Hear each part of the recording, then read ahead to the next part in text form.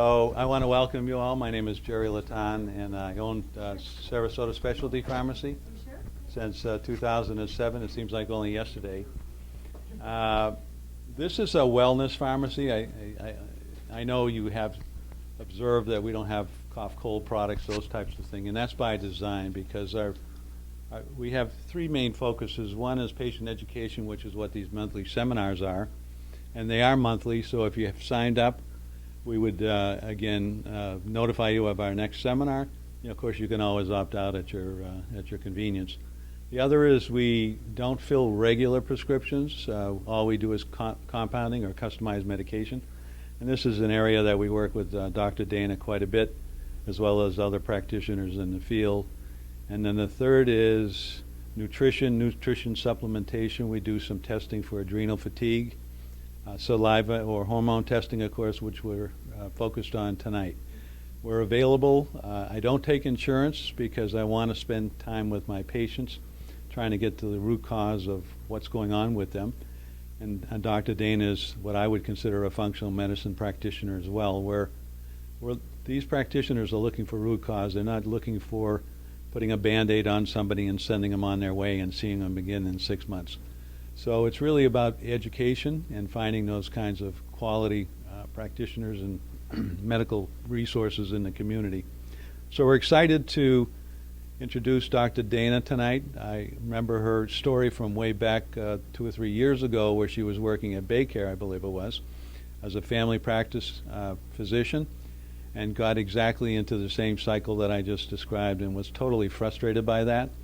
And then I applaud her for stepping off of that treadmill of seeing a patient every 15 minutes. In addition to that, she's recently completed her fellowship with A4M, which is the anti-aging group, similar to the AMA for anti-aging practitioners all around the world. And I'm sure she'll fill you in a little bit on that. This microphone is primarily for the video. We'll be videotaping this. We'll be editing this. It'll be up on our website hopefully within 6 or 8 weeks. If you have friends that weren't able to come tonight, by all means, they can visit our website. Certainly give us a call here, and Dr. Dana has all of her contact information in her slide presentation as well. So with that, I'd like to welcome Dr. Dana Fabiani.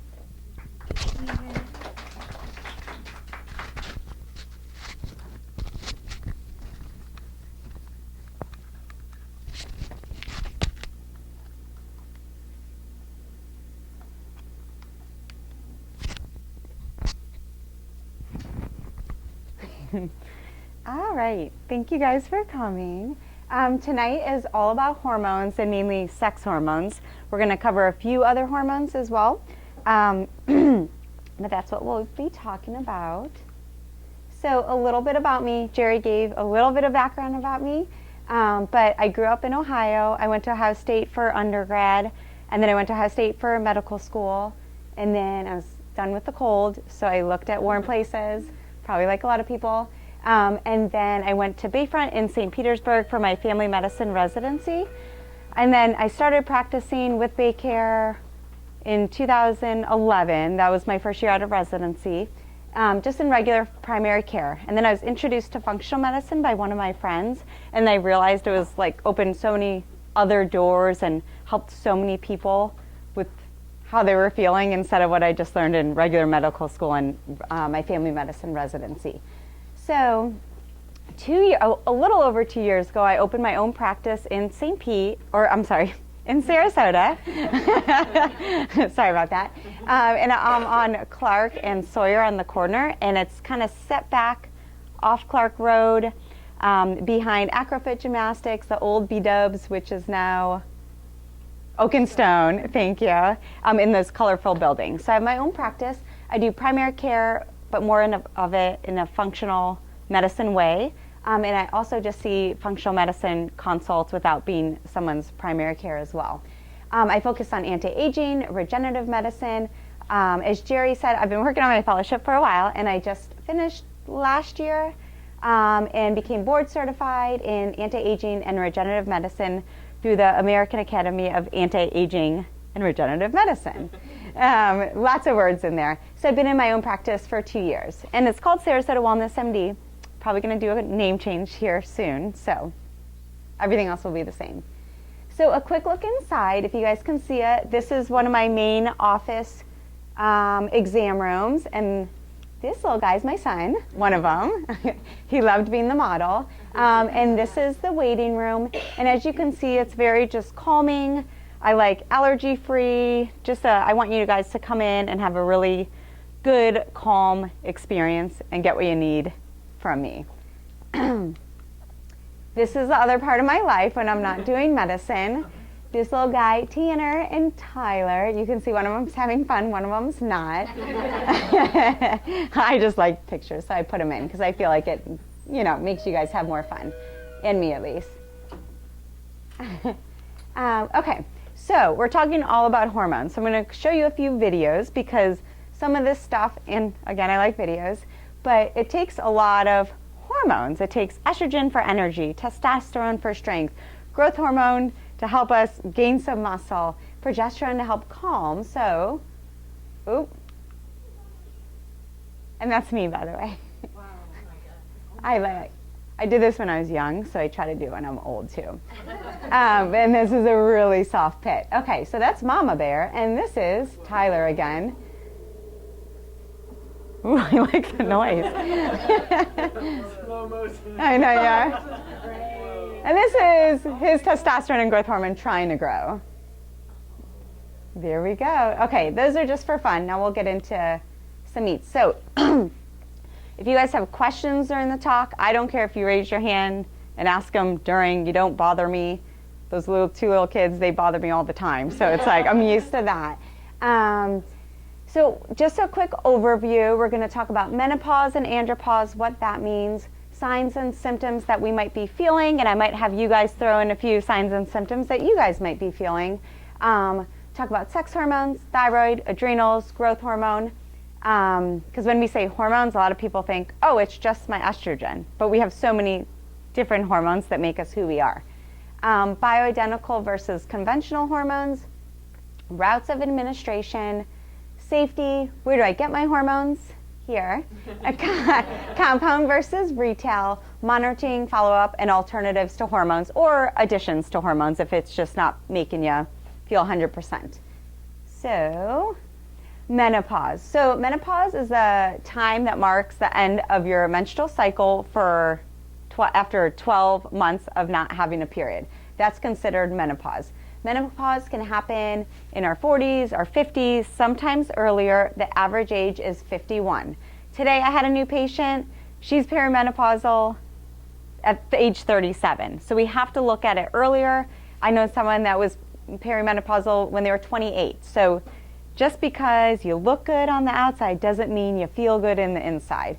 And I think that's what I love when people come. I spend a long time with people on their first visit because you really have to listen to how someone feels versus how they look. Okay, and then the perimenopausal period is a time leading up to menopause when we start really having a lot of symptoms and our hormones are changing. And this can start in our 30s and sometimes even earlier. And then andropause, that's the gradual decline in testosterone levels in middle-aged men, often accompanied by physiological changes and also symptoms.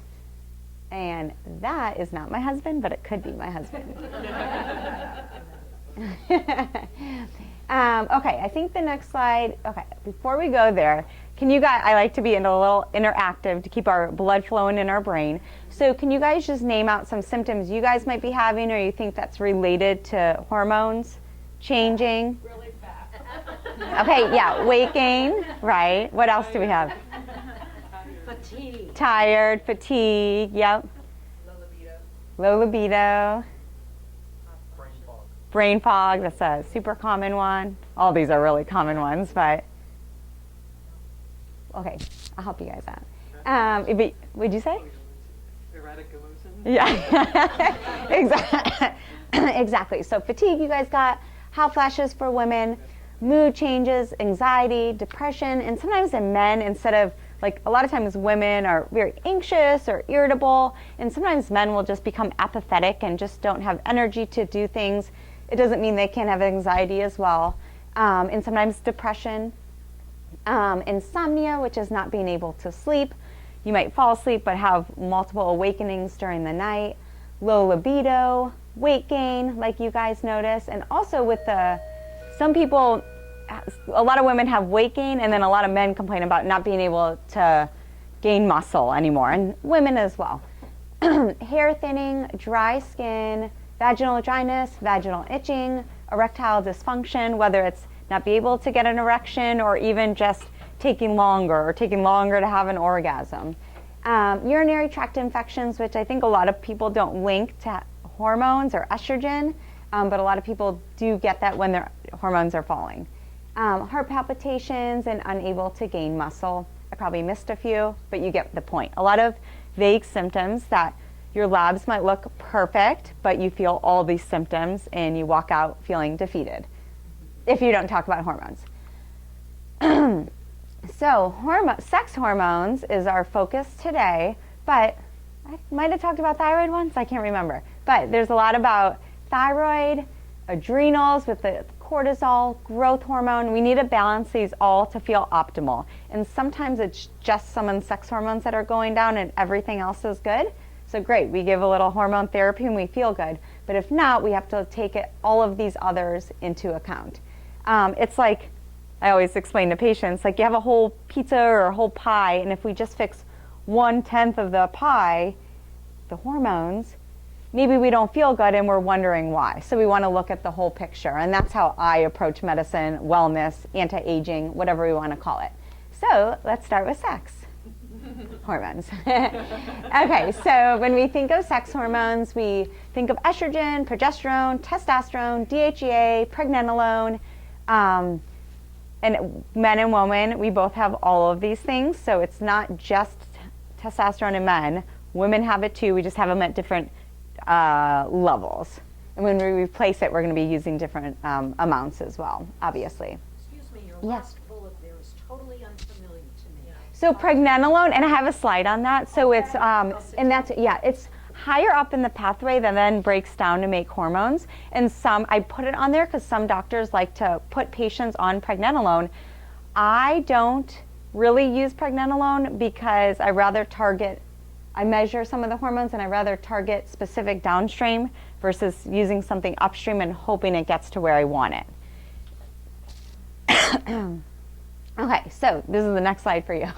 So it all starts with cholesterol, and it's like, what does that mean? So this is a busy slide, but I love it, and I have it like huge in my office that I pull out and try to hold and show people. So I'm just going to tell you here, this is cholesterol up here where the red dot is. Here's pregnenolone. Here's testosterone, estrogens, where's progesterone, cortisol. So I love looking at the whole schematic because if we're not eating right, maybe we're not going to make our sex hormones. If we're super stressed out, we're going to use all of our substrates to make cortisol and not our sex hormones. And then vice versa. But hopefully that gives you a little bit of how my mind thinks when we're talking about hormones and lifestyle and why so many things matter. Okay, so before we talk about hormone replacement, and that's why you guys are here, and I do this at my visit too because I think it's so important. But we want to look at, I call them our 5 pillars of health. Like, what is our diet like? Are we exercising? Are we getting enough sleep? Or are we sleeping at all? Community, as in, do we have a spouse? Do we have a significant other? Do we have friends? Do we have our religion support? Whatever kind of support that you have, and you need something to help keep you healthy. And then, is our stress controlled? And if you think back on the other slide, when something's out of whack, you can see how it affects our hormones and can cause symptoms as well. Okay, so some people never get their hormones measured. Can we measure them? Of course we can. So we can measure them through saliva, through the blood, and through the urine. And this is how I kind of think. Saliva, sometimes it's easier when people don't like to give blood. It's more, in our saliva, it's what our cells actively get. So when we have a level of 10 in estradiol, we know our cells are getting that. So I like it for more exact dosing. It's usually out-of-pocket pay, so that would be a negative. The blood, if you think about, we take blood from our veins. So our heart pumps, we shoot blood to everywhere, all of our cells, organs with our arteries.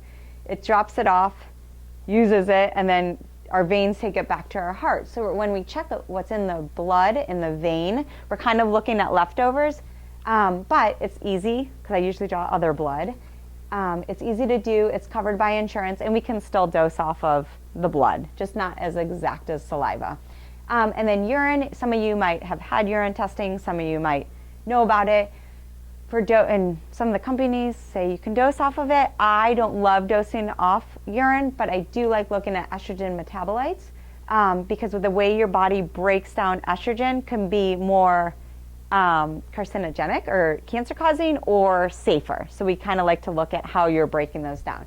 And that's what urine is good for. In my book, other practitioners can use it for dosing. That's usually not covered by insurance either. And then, so if you're high risk, we like to look at a urine. I don't look at urines for everybody. Okay, so do you guys know what bioidentical hormone therapy is? Yeah, some of you don't. Okay, so we'll go over the difference of bioidentical versus conventional. And I think going back, and I put a few studies in my slides, but we used to, years ago, everyone was on hormone therapy, but a different kind of hormone therapy. And then there was a big women's health initiative study that I'll talk about in a minute, and everyone got off hormone therapy. And now the trend is to get back on hormone therapy, and it's different hormone therapy. So bioidentical hormones matches our body's hormones exactly. So the estradiol or biest, estriol, the Jerry compounds, it matches our estrogen that is already made in our body that we're just losing with aging. So we're gonna give that back. So if you think of a key, it fits in a lock and it opens the door nicely. That's how these hormones fit in receptors and give us the desired effect that we want with less or minimal side effects, hopefully. We mostly get these from a compound pharmacy, but a few bioidenticals are available with the pharmaceutical company, and some of them are covered by insurance. So conventional, they do not match our body's hormones exactly.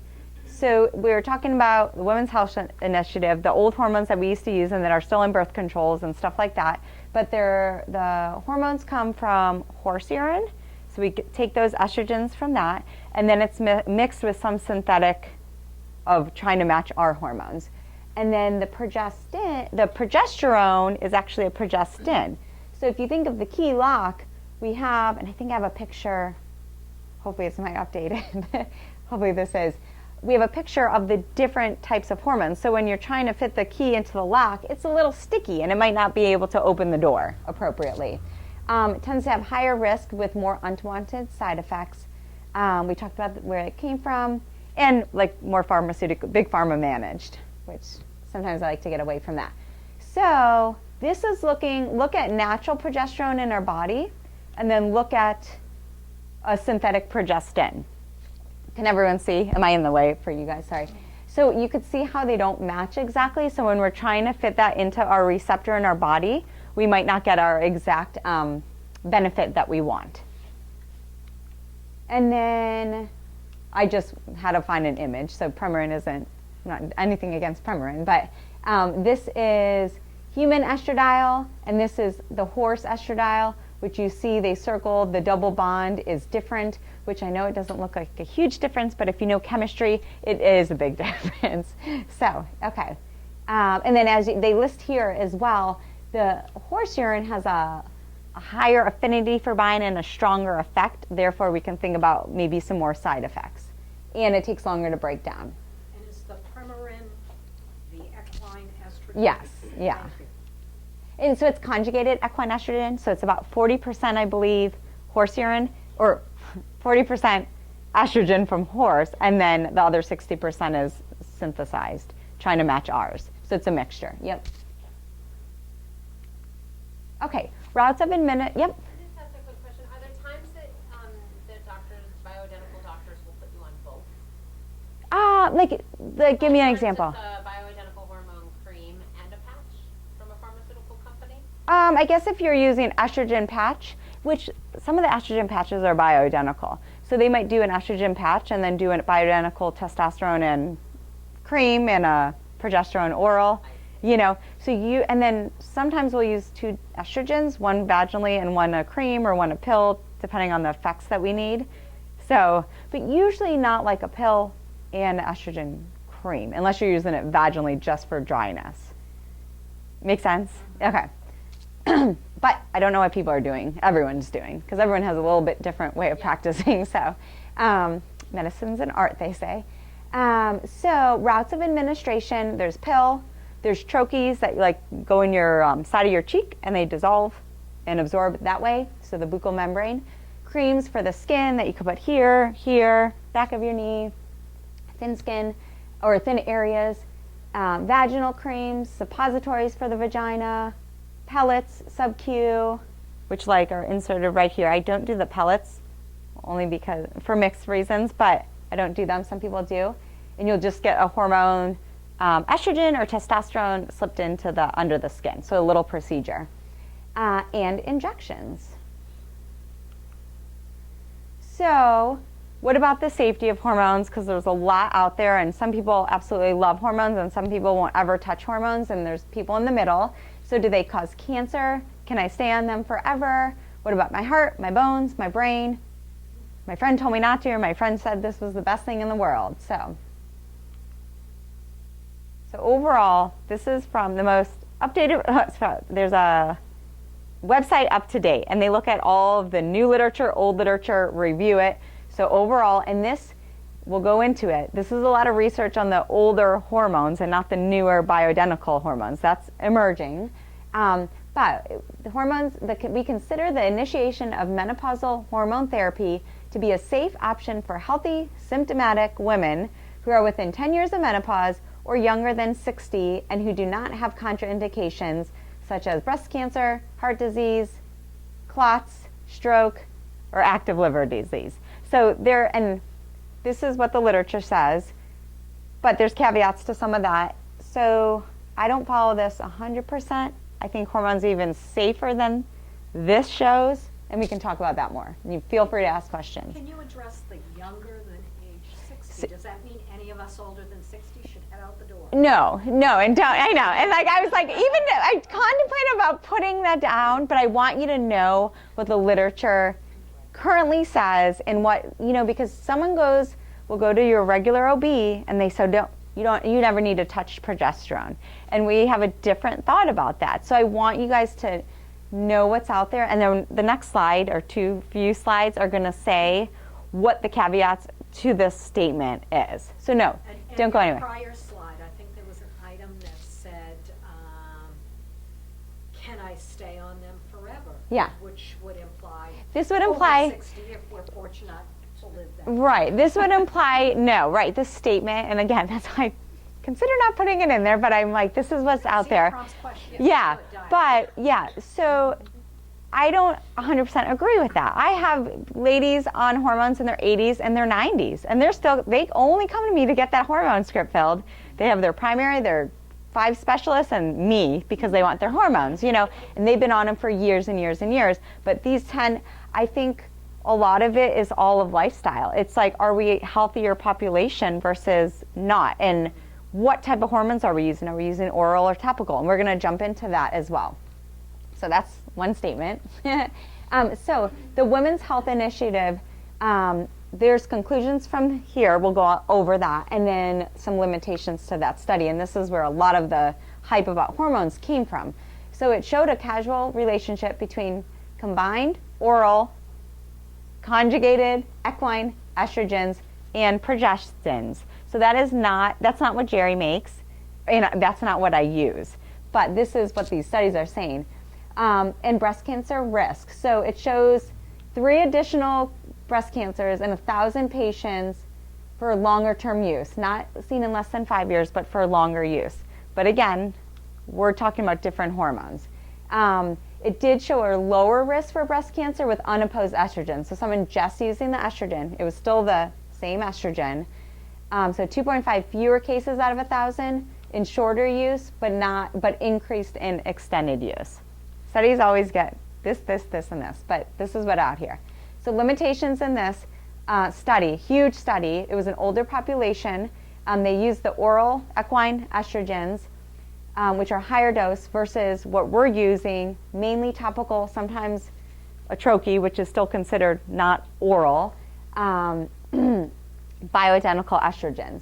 And then they also use oral progestins versus oral topical bioidentical progesterone. And then there also are studies going on with oral micronized bioidentical progesterone, and topical bioidentical progesterone may not be associated with any risk of breast cancer. So is that like clear to everyone? I know there's a mouthful, but if I need to explain it any further. So in my nutshell, how I summarize that is oral high dose equine estrogens and progestins do have overall some higher risk for cancers and a few other side effects we'll talk about, but there's more studies going on, but bioidentical, not oral estrogens and topical or oral progesterones should have a lot lower of a risk. Whenever I start people on it, I never say there's no risk. There's risk for everything. There's risk for driving a car, probably greater than getting cancer, to get in an accident. So, but there's risk of not taking hormones too. Okay, so additional info. We're now using transdermal, vaginal, troches, bioidentical estradiol and estriol, so all the positives, lower doses of estrogens, bioidentical progesterone, oral and topical. We typically are starting them closer to menopause. It doesn't mean we can't start it further away from menopause, but I always look at all the risk factors as well when I'm starting someone that's older on hormone therapy. And then we can look at urine metabolites and say, oh, yep, I have a family history. Well, I do have a family history of breast cancer, this and that. So maybe I should check my urine metabolites, how I'm metabolizing my own estrogen before I start giving myself more estrogen. Even when these are bad, we have ways to help push them towards the better estrogen metabolites.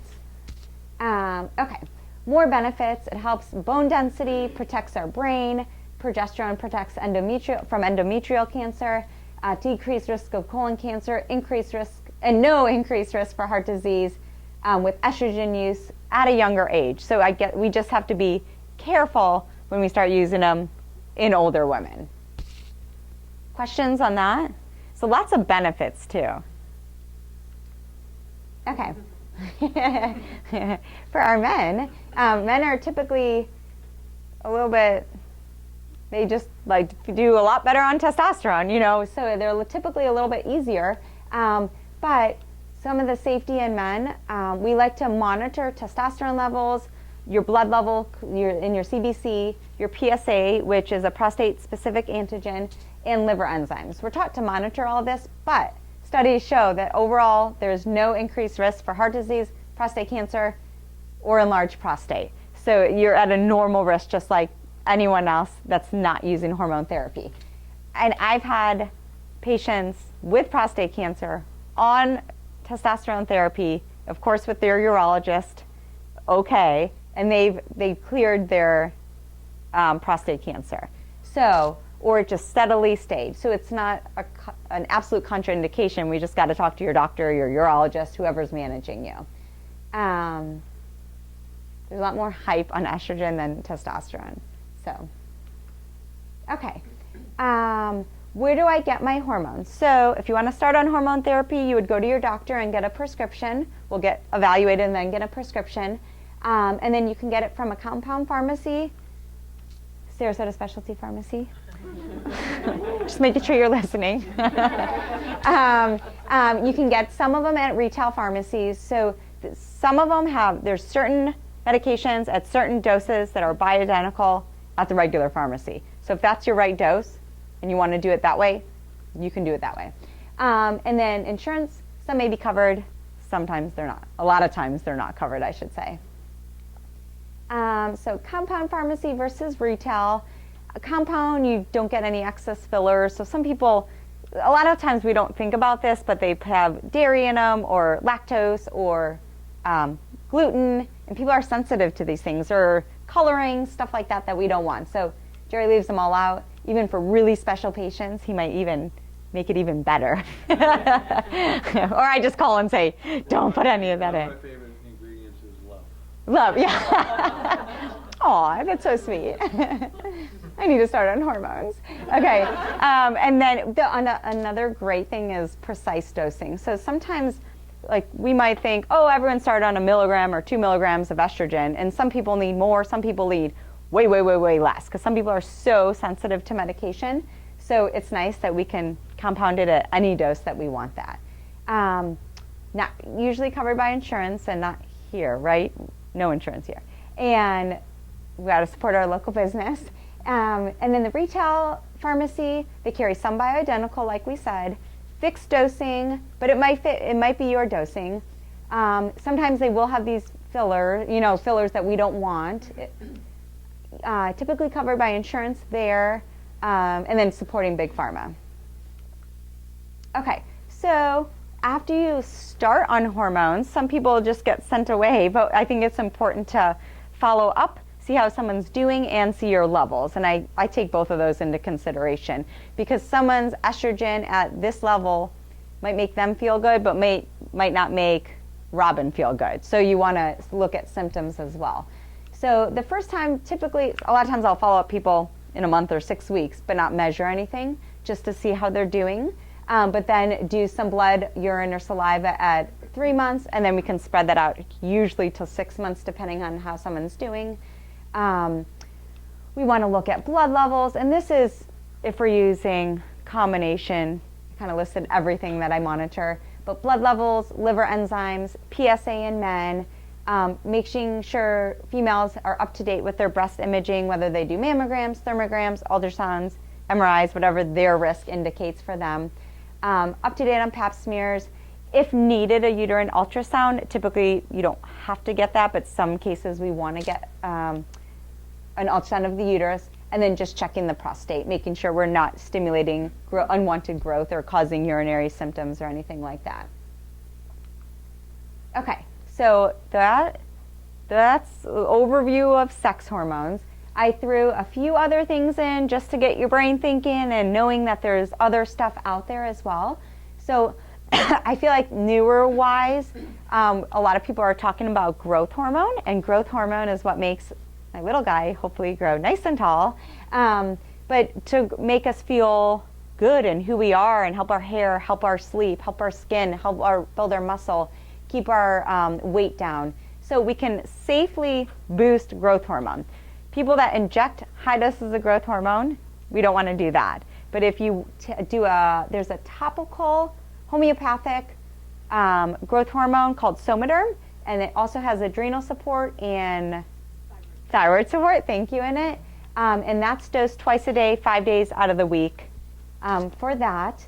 And then you can boost your growth hormone with peptide therapy, and it's called growth hormone releasing hormone, growth hormone releasing peptide. You can combine those, and that is a tiny little injection, and that naturally boosts your own growth hormone. So you're not giving yourself growth hormone, you're giving precursors to it to help naturally boost it.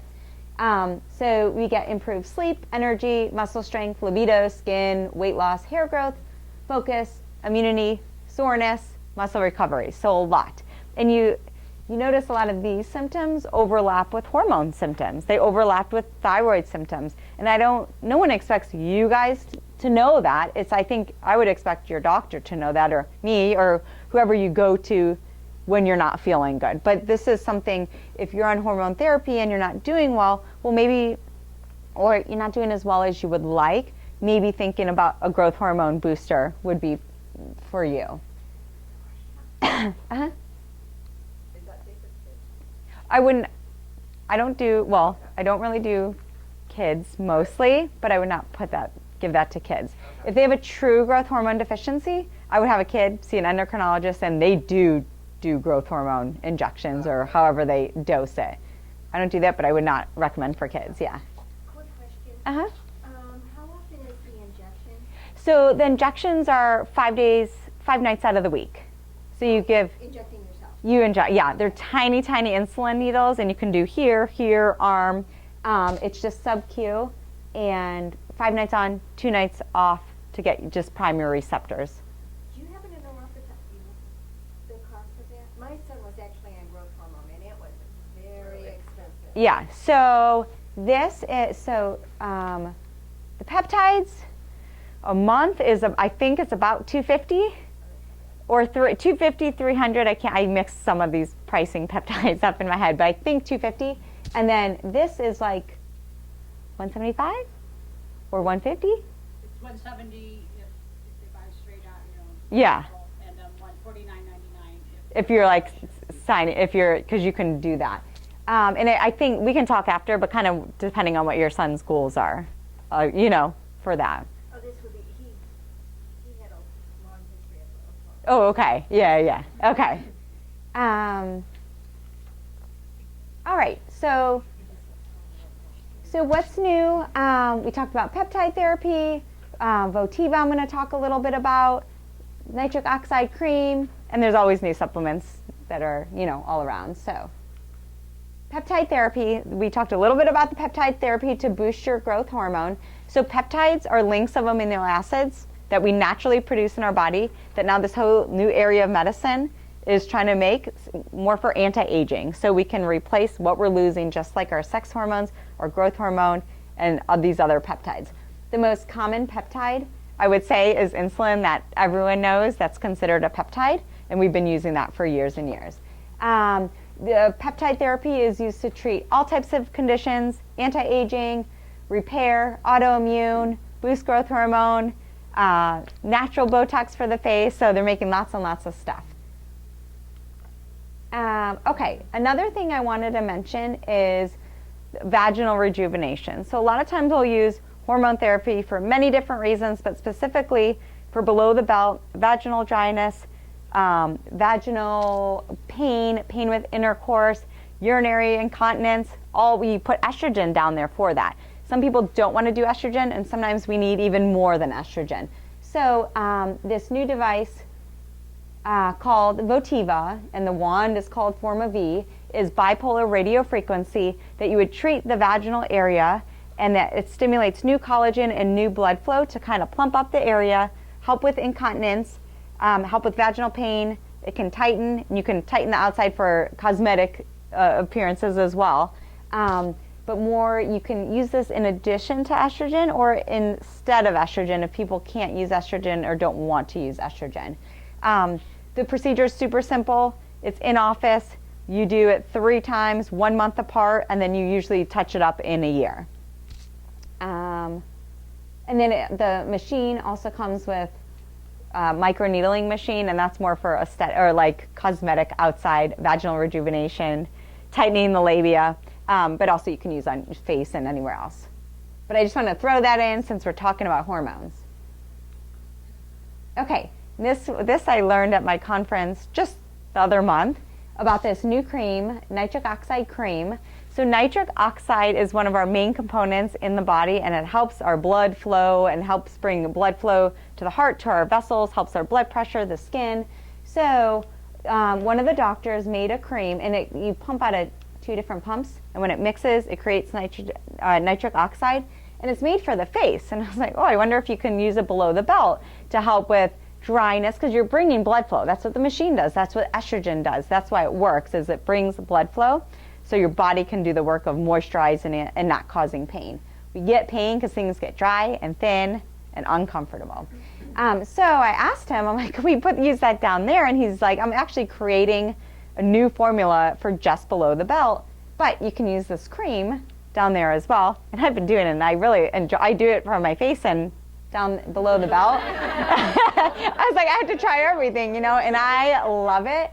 So it's like two anti-aging in one. Men can use it, women can use it. It doesn't burn. I was a little nervous the first time, but it's awesome. Wait, where do you get that? I have it in my office. Yeah, I have a pamphlet. You can, yeah. That's what I said. I was like, I need a box of this. What'd you say? I considered it, but I didn't. And I was going to bring a sample because I do like it that much. Well, it's not prescription. Well, and I don't know. It's like the company. I don't know where else you can get. Like I'm thinking my next order, because I just signed up at the conference, gave my credit card, and it showed up at my door. So when I need more, I'm going to have to figure out where to. I'm sure I have it in an email. I just don't keep that all straight. But no prescription. And there's not someone that can't use it unless you react to this cream or something. You know, it's not going to cause anything, low blood pressure or anything like that. The same doctor made a nitric oxide like dissolvable tablet, and some people do that for energy, for blood flow, for blood pressure. But a different company bought that. I have to look into it more, but there is one available. I just don't have it yet. Okay, and that's my husband because I left him out. You guys, all I do is my kids, but I guess he gets a little bit of credit for there. And then my email, my phone number, and then I'm open for questions, anything you guys want to ask.